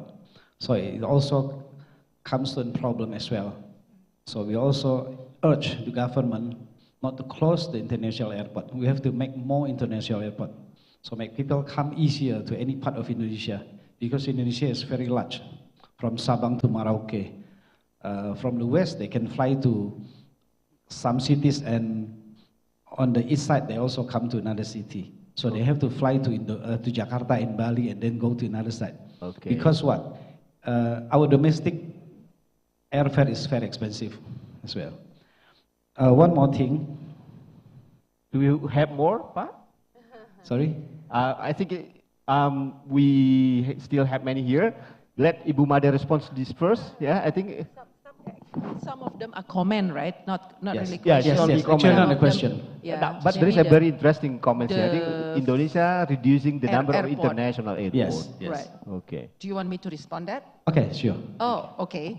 So actually, it's just the name, right? So we have, so the government at the currently is considering making 15, right? Considering this is what the, I mean, still in the, I mean, you see in the press, this is nothing new. But those airports, we don't call it international, but that point of entry, right? International point of entry. But we wanted to make it quality, up to the standard, safe, and so on and so forth. So only few that I think the government, the panel of government already think which they are, right? So it's not, I don't think it's decided yet, but you know, more or less. So, but in terms of domestic airports, we have a lot, yeah, because we are huge country, 17,000 islands. Together, not only air connectivity, but actually also sea, ferry connectivity. That's also important because we need to have and land you already, I mean, Java is so connected now with train, with road, tolls, and so on and so forth. But outside Java, this is a big challenge yet, yeah. But still, I think the government, yeah, President Jokowi, doing it very well, including the airport. So I know when you look at the airport, you think and compare with the previous one, right? But things change now, post-pandemic. The situation, even global tourism, are not yet back to 100%. Yeah, it's between, according to UNWTO, it's 80% up to pre-COVID. Why? Because the airlines are not yet over there. So still there are a lot of maintenance. Maintenance is very important because it's about safety. You can't find the spare parts, for example. That's why the tickets are expensive, right?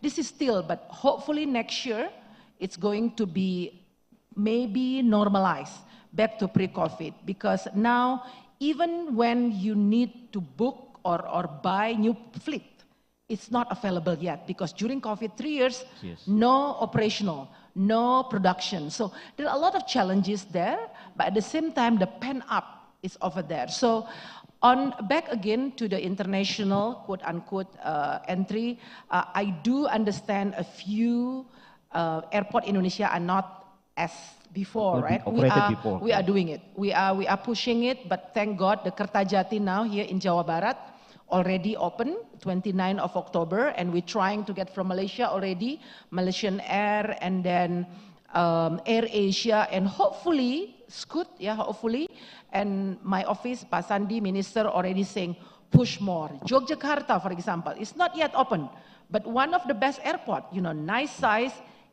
A380, Airbus 380 can fly actually to Jogja, but not yet. But again, what's the issue?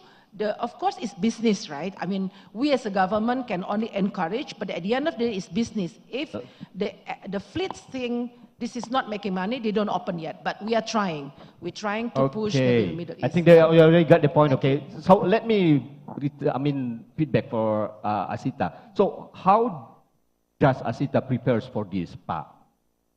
Yeah, of course, we are already prepared.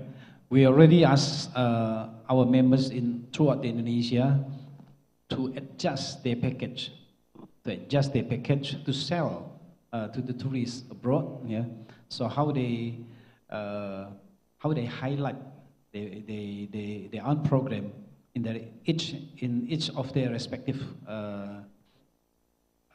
region. Yeah. That's what we mean, though, so that we can sell to the tourists, we can sell to the travel agent, tour operator outside the countries, so they can come to Indonesia. Okay. Do you have just say data? How many foreign tourists comes to West Java? Sorry. Do you have data? How many tourists? For West Java. Yes. I think it's not more than 400,000. 400,000 is a big number, Mark. Yeah. Yeah. Still not a good number actually. Okay. Okay, we hope next year will be more and more. Okay, yes, Steve? Yes. Yeah, I think we have one more student. We have many there. Yeah. And I think his friend is ready to record him on Instagram. I saw the filter already. Yes, mention your name. Good afternoon. My name is Haikal and I'm from Parahyangan Catholic University.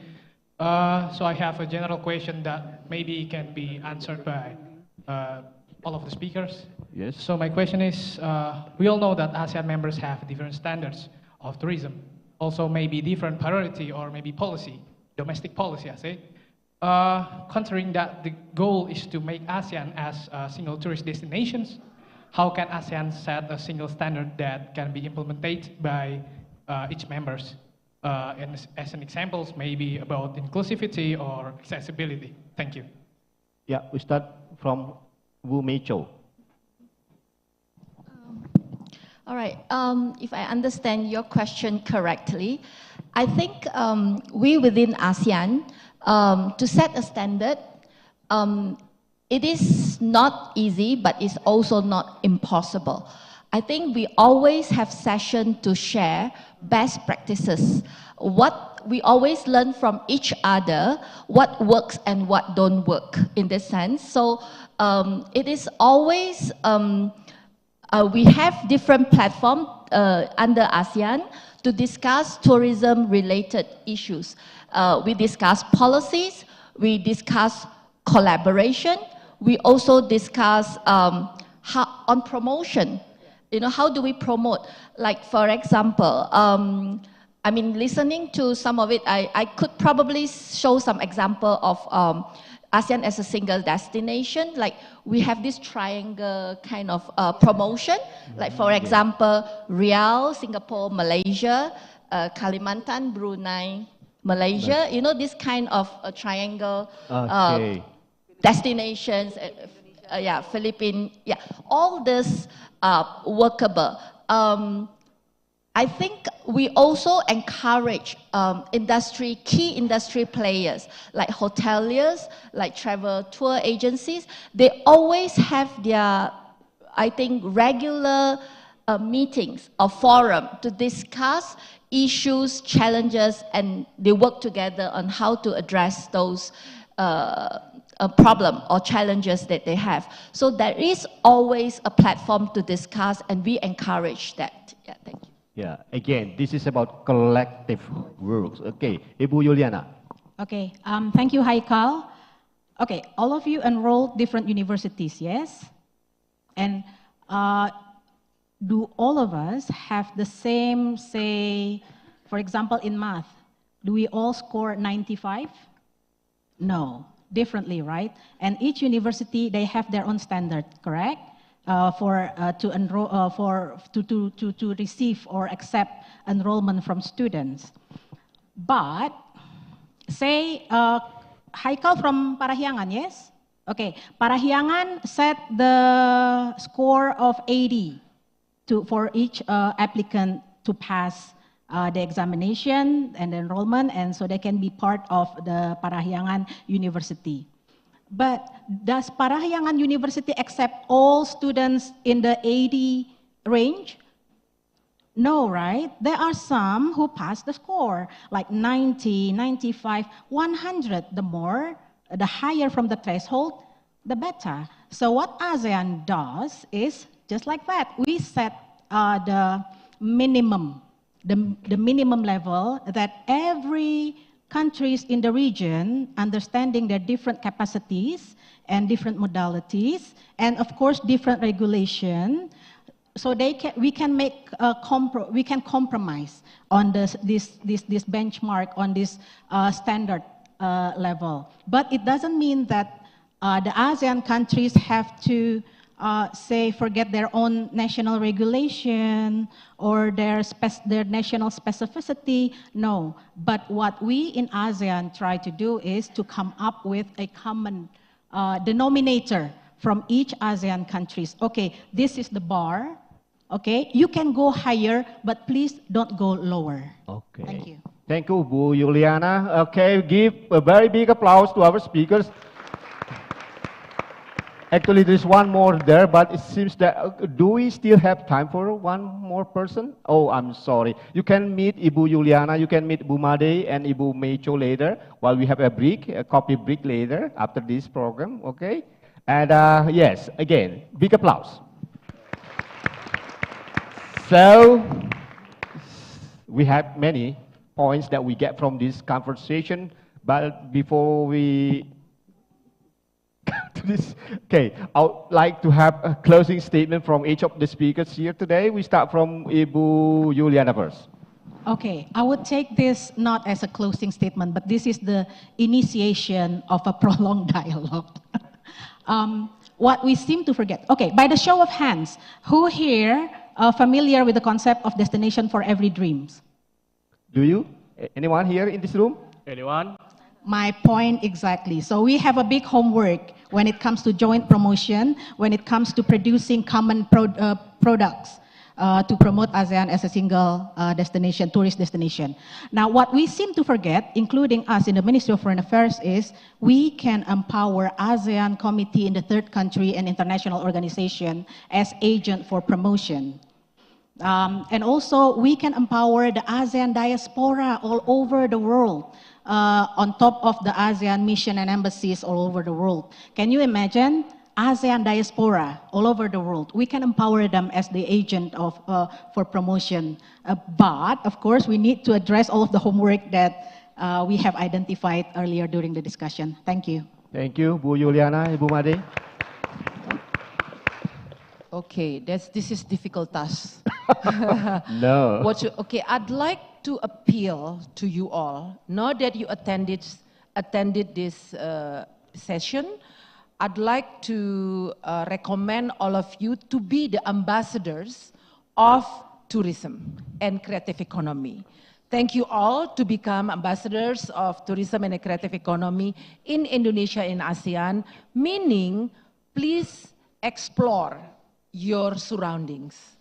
Please promote the beautiful, unique. Do not underestimate yourself, because you have, each and every one of you, for example, you are from Garut, must be something beautiful, must be something unique from Garut. Post on your social media, talk to your friends in Indonesia, outside Jawa Barat, outside Indonesia, ASEAN, and so on and so forth. Because by doing that, you are promoting Indonesia, promoting ASEAN, so ASEAN, Indonesia to be known by ASEAN countries, and vice versa. So really, and secondly, be mindful about sustainability, like about waste management, about the environment, start from now. Because start from, recycle, for example, plastic. I see here a lot of water bottle. Maybe next time you bring your own tumbler, for example, like that. I mean, start from small thing. By then that you are giving back to the environment, to the community, and also go and visit villages, villages, because you don't need to be fancy or expensive. You can go to your village and appreciate and spread the news to your friends and families and surroundings. I think that's all. Okay, Very simple. thank you, Bu Made. Ibu Mecho. Yeah, to me, I guess all of us are ambassadors. Yes. Okay. Again, ASEAN has a vision, one identity, and one community. So to me, my message will be, not only you must be proud to be a citizen of your own country, but be a proud citizen of ASEAN as a region. So not only you first, to me, we always start from small. First, you promote your home, where you come from, all right? Your kampong, your own village, your hometown. Then you go on promoting your country. And then beyond that, you promote the region. So to me, we hope to see, we work all together to bring ASEAN into another level in the future. Thank you very much. Thank you, Mecho. Yes, ladies and gentlemen, Indonesia consists of thousands of islands and also hundreds of tribes, plus what we have in our brothers ASEAN member countries. And we have very different cultures, unique cultures. And one of this culture, and then one of cultures could be music. And here in West Java, we have what we call Angklung. Yeah? As the speaker says that everyone here who attended this forum this afternoon could be the ambassador. And I would like to call Manshur, the Angklung player, to be the ambassador of this diplomatic forum from this afternoon. Manshur.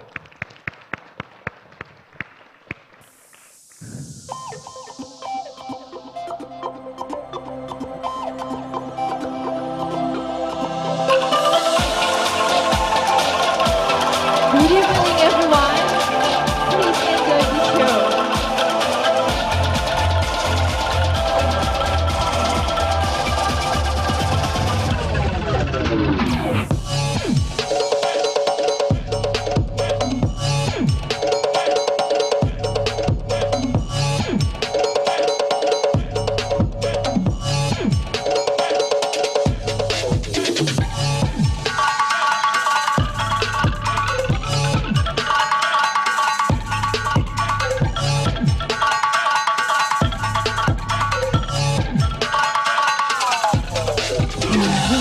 Tibaku bilang, bilang siraman. Mari pulang, marilah pulang, marilah pulang bersama-sama. Mari pulang, marilah pulang, marilah pulang bersama-sama.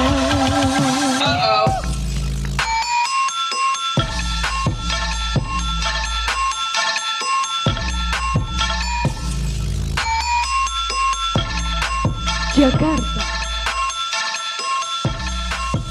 Yo kita nongkrong ondel-ondel yo, yo kita ngarap ondel-ondel yo, ondel-ondel ade anaknya nanda kau igelan.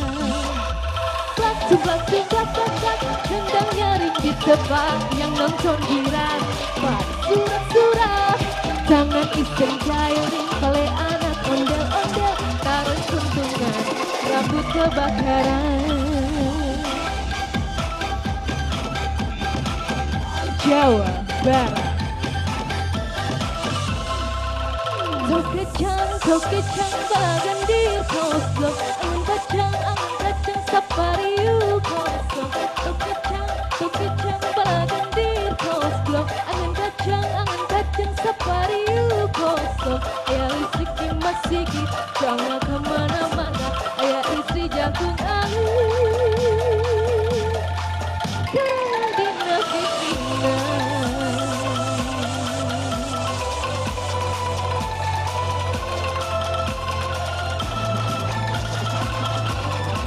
Jawa Timur. Suwe orang jamu, jamu godong telur. Suwe orang ketemu, temu pisang ojo gelo. Suwe orang jamu, jamu godong mengira. Suwe orang ketemu, temu pisang jadi pikiran.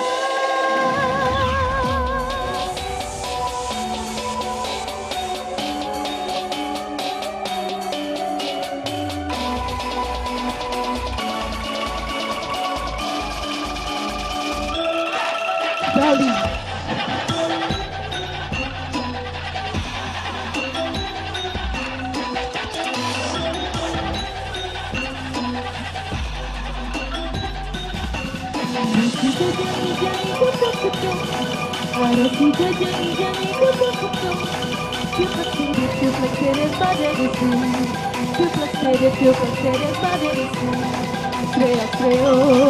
Ngiringi jangeran di jabat tengah, teriak-teriak.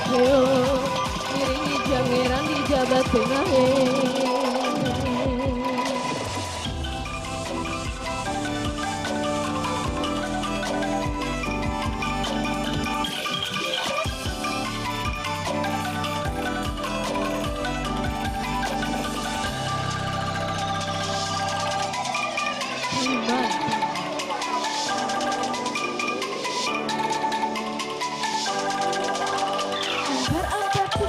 Pisangku belum matang, matang berbiji di hurung kayu baru. Menggalepak, menggalepak, patah kayu bengkok, bengkok dimakan api, apinya cangkulupan. Bengkok dimakan api, apinya cangkulupan. Ku mengemoh karena menjauh, mengemoh bila mereka kau sayang. Aku mengemoh karena menjauh, mengemoh bila mereka kau sayang. Hey, yam korang be yam ko, aronawa, ombe. Semino tibe kubano kogo beko, yumano bungo awe are. Honke honke, honke riro, honke jombe, jombe riro. Hey, yam korang be yam ko.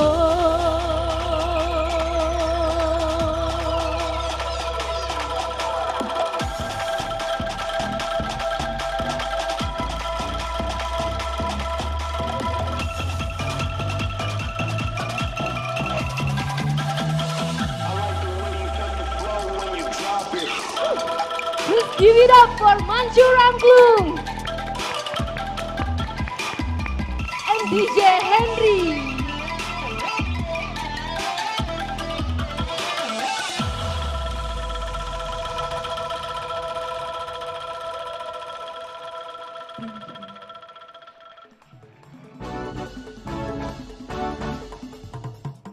You've just listened to Diplomatic Forum broadcast by Voice of Indonesia.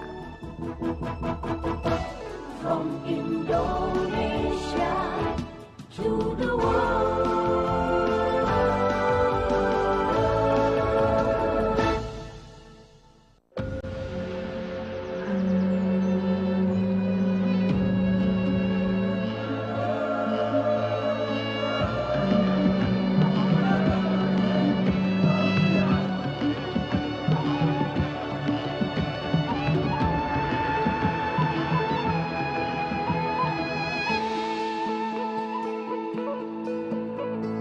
Suara indah, ramah penuh cinta,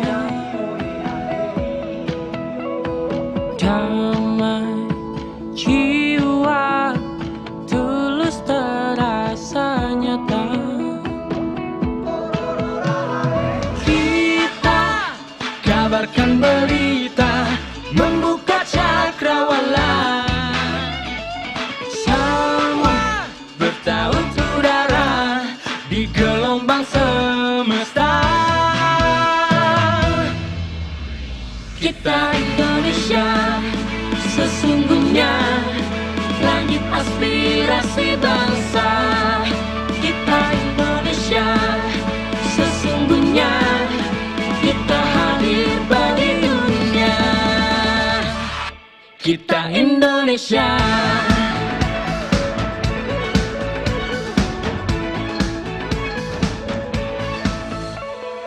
Kaya budaya alam katulistiwa, kita kabarkan berita, membuka cakrawala. Semua bertaut udara di gelombang semesta. Kita Indonesia, sesungguhnya langit aspirasi bangsa. Kita Indonesia, sesungguhnya kita hadir bagi dunia. Kita Indonesia, sesungguhnya langit aspirasi bangsa. Kita Indonesia, sesungguhnya kita hadir bagi dunia. Kita Indonesia, sesungguhnya langit aspirasi bangsa. Kita Indonesia. Thank you very much. You are still with us in the diplomatic forum. First of all, let's give another round of applause to the speakers of today's event. Ladies and gentlemen, we have come to the end of today's diplomatic forum. And now I would like to invite all the speakers to go to the front of the stage. And I would like to invite also the member of RRI Supervisory Board, Bapak M. Husnaini. And we would like to deliver souvenir to our speakers.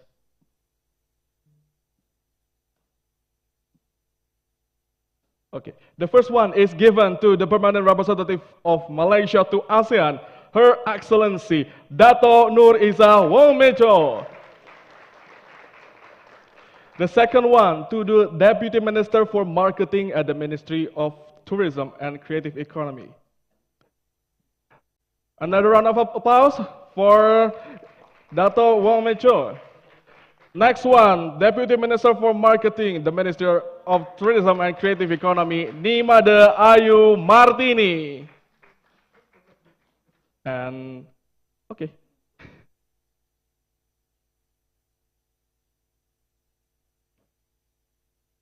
Let's give another round of big applause to this.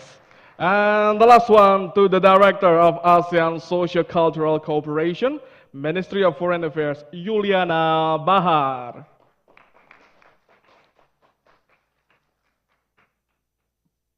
And of course, I would like to invite the heads or the directors of Voice of Indonesia, the director of RRI Bandung, the director of RRI Cirebon, and also the representative of ASITA, PHRI, to go to the front of the stage to have a photo session together. And also, every distinguished honors guest, let's go.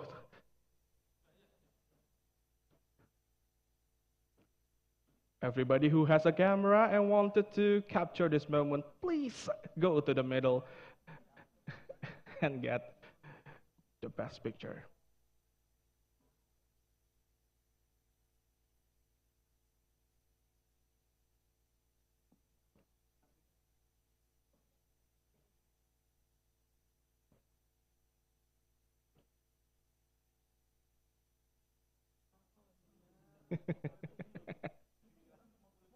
Another pose, I think. Oh, okay. Yeah, unfortunately, we cannot make any certain poses. This one? Okay.